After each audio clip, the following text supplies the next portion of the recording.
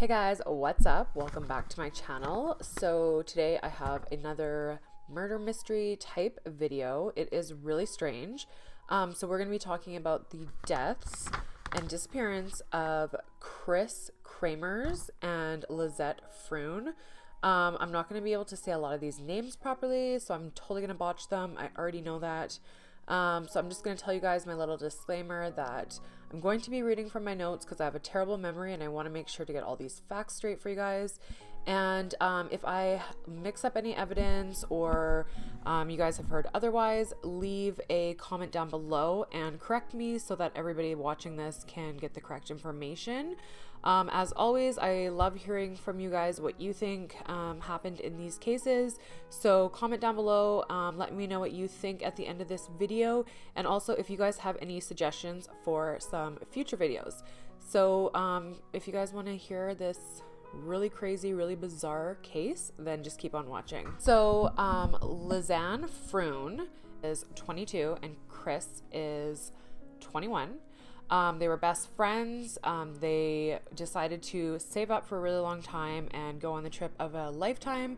So they did that and they went to Panama. So basically they decided that they were going to learn some Spanish, do some hiking and stuff. They wanted to do something significant for the locals and they wanted to volunteer with children. So on March 15th, 2014, the girls headed on over to Panama, did some traveling around and touring and stuff for about 2 weeks. And then they arrived in, I think it's called Boquete. I'll put the name on the screen. So they arrived there on March 29th and they were doing this like little program thing where they went to live with a local family for a month while they were doing the volunteering. It was prearranged. They decided that they wanted to go hiking. And so what I've heard, and I tried to look a little bit of this information up. It's kind of hard to find it because of the language difference. A lot of the articles are not written in English, so I had a hard time. But I believe the girls on April 1st, they decided to go hiking. But I believe where they were going, they had prearranged to have a guide take them the next day. So they got excited and decided to go on April 1st. So they went hiking and they brought the host family's dog. Girls decided to go have some brunch before they were going to go hiking. And it is said that while they were having brunch, either they were approached by two unknown males and the males sat with them, or they went to brunch with two unknown males. That detail I could not get clear. Apparently they ended up going hiking by themselves. However, in the pictures from the hiking trip, there were never any pictures with the dog in them that they had brought. So some people speculate that maybe these two unidentified men went with them. Other people say that absolutely not. It was just the two girls. The girls didn't come back at the time that they said that they were going to come back, and the host family got worried because that night their dog showed up, and their dog showed up by himself. The girls were nowhere to be seen. The families of the girls stopped receiving text messages, and the girls had been sending texts all day to their family, so they thought that this was really weird. So basically everyone's kind of getting a little worried about everything, and on the morning of April 2nd, the girls had missed their appointment that they had with the guide that was supposed to take them hiking. So on April 3rd, authorities finally began searching for the girls. So I believe on about April 6th, the family of the girls flew over to assist in this search. A bunch of locals joined in, and when the family went over there and arrived in Panama, police dog units, detectives from the Netherlands, and just a bunch of locals started searching, and there was absolutely no sign of them. So there was not a trace of these girls anywhere. And days turn into weeks, and then all of a sudden a local woman comes and turns in Lisanne's backpack. So she claimed that she found it in a rice paddy down by the riverbank, and it was near the village of Alto Romera. And she said that she had been at the same place the day before, and that she was sure that the backpack was not there when she was there the day before. So the authorities looked in the backpack and they found 2 pairs of sunglasses, $83 US, Lisanne's passport, a water bottle, Lisanne's camera, 2 of the girls' bras, and the women's cell phones. So all of the items in the bag were packed, dry, and they're in like good condition, which is really strange because I mean, it rains a lot there, and it was 10 weeks, and it was right down where the river was, and the river had apparently been flooding in that time. So just really strange. This part I'm going to have to read really carefully because it's fucking weird. So there was attempts to call 112, which is the Netherlands emergency line phone number, and then there was attempts to call 911, which was the Panama area's emergency phone number. So Kris had the iPhone 4 and Lisanne had the Samsung Galaxy. So on April 1st, Kris's phone, this was her first attempt at calling 112, was at 16:39. On April 1st, the first attempt from Lisanne's phone was at 16:51, and she was calling 112. On April 2nd, the second attempt from Kris's phone was at 18:14, and that was to 112. Then from Lisanne's phone, her second attempt was at 6:58 to 112, and then again at 10:53 to 112 and 911. On April 3rd, Kris's phone was at 9:33. She attempted to call 911, and then at 16 o'clock, she checked signal. On April 3rd, Lisanne's phone at 13:50 checked signal, and then at 16:19 she checked signal again. On April 4th, on Kris's phone, she checked signal at 9:22, and then she checked signal at 13:42. That day, Lisanne's phone had absolutely no activity. On April 5th at 10:50, Kris checked signal, and then again at 13:37. On April 5th, Lisanne's phone at 4:50 checked signal, and then at 5:56 it was switched on, the battery was empty, and it died, and that was the end of it. So on April 6th, on Kris's phone, she checked the signal. It was her 6th attempt, and that was at 10:26, but she couldn't put the pin in, apparently, if it was her. On April 6th, again at 13:37, she checked signal, and she couldn't put the pin in again. On April 11th at 10:51, she checked the signal, but she couldn't get the pin in again. And on April 11th again, the phone was switched on after 1 hour and 5 minutes and no further activity, and that was at 11:56, and that was the end of it. So super fucking weird. And it gets even weirder. So there was also a report that between April 7th and 10th on Kris's phone were 77 emergency calls attempted on the iPhone. So it's not known whether it was Lisanne or Kris. On Lisanne's camera phone, it contained pictures from April 1st. I'll put a bunch on the screen, and it just shows the girls, having a really good time, taking selfies and stuff. And then it shows pictures of them wandering into the wilderness.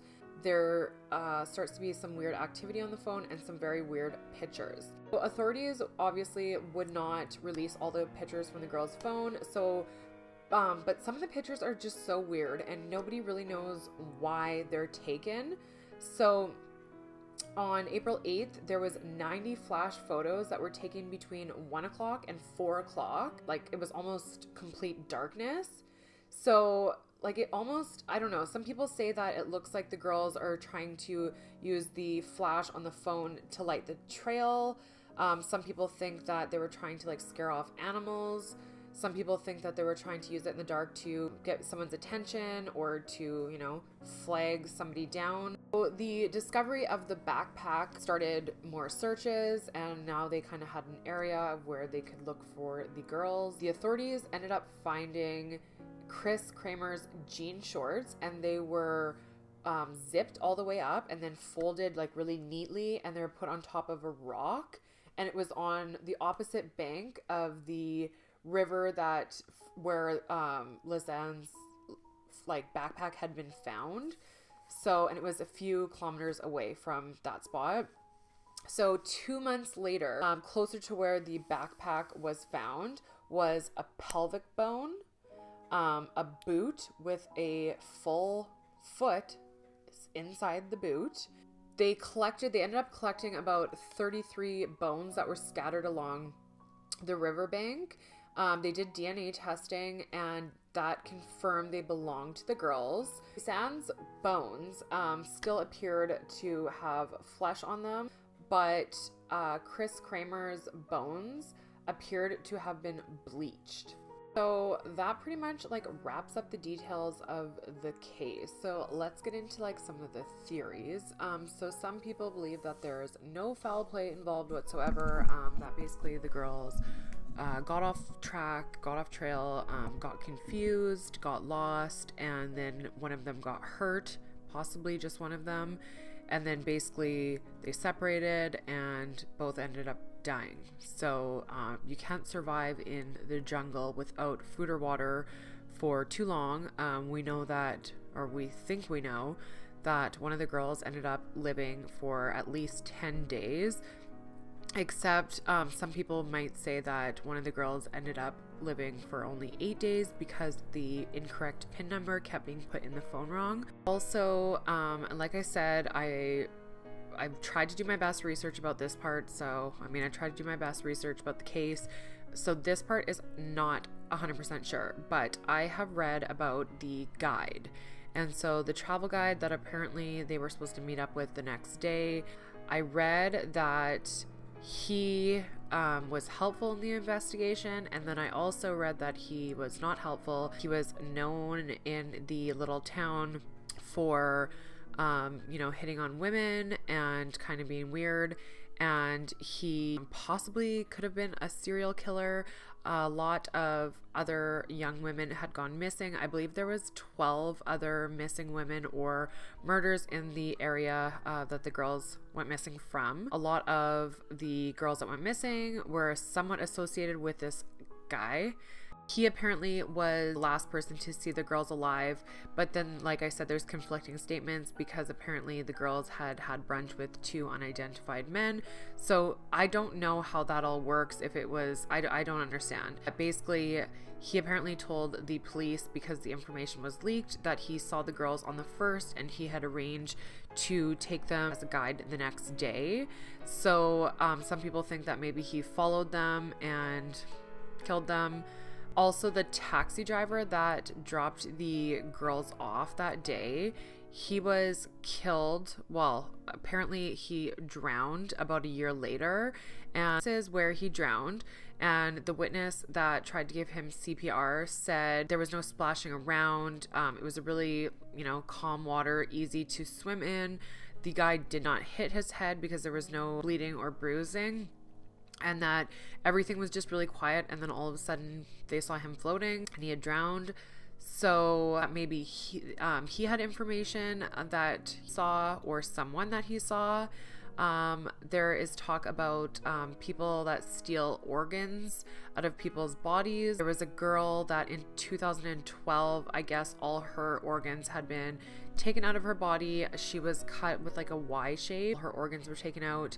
And apparently there's like 4 people that were charged with her murder. Don't think that theory is correct. I definitely think that there was foul play involved. I understand people thinking that, they wandered into the woods, and then because everything was all good and such a short time later, the girls were trying to call emergency phone numbers. But I just think why, what's with the girl whose bones were bleached, and then how they found the shoe with a foot in it. I don't as far as the girls using the phone and the flash thing, I think that's strange, because I can understand them trying to scare animals away or trying to light their path. But if your phone was dying, why wouldn't you use your flashlight on your phone? Or if you're trying to track somebody down, use your flashlight on your phone. I don't know. Or blind the animal with the flashlight. I think that's weird. Also, how the remains and everything was scattered so far and how their belongings were not in the areas that they were found, and then all of a sudden they ended up being there, and like they're in such good condition that there's no way that they were, I don't know, so, like it just seems to me like somebody had to have had them. But obviously, like, I feel so bad for their family. I mean, oh, that's just so sad, especially like not knowing what happened and then finding out, like, you know, finding their bodies and like knowing something happened, but it's just almost like it probably would make it worse because there's so many questions about that. So I don't know. But anyways, so that basically like wraps up this video. If you guys have other suggestions of cases that you want me to look into, I would love to hear from you guys. So give this video a like if you enjoyed it so that I know to do more true crime videos. And thank you guys so much for watching. I will see you in my next video.